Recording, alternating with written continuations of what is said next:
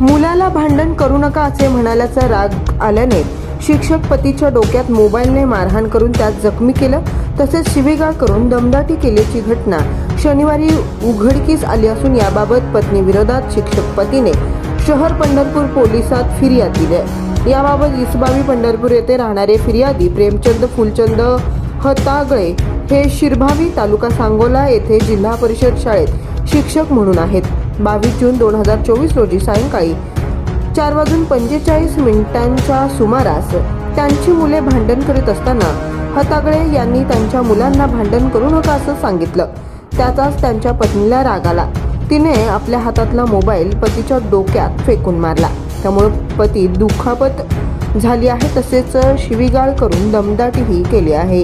त्यानंतर हतागळे यांनी शहर पोलिसात जाऊन पत्नीविरोधात फिर्याद दिली आहे। जनसबूत न्यूजच्या बातम्या पाहण्यासाठी आजच जनसबूत न्यूज चॅनलला सबस्क्राईब करा आणि बाजूला असणारे बेल आयकॉन प्रेस करा।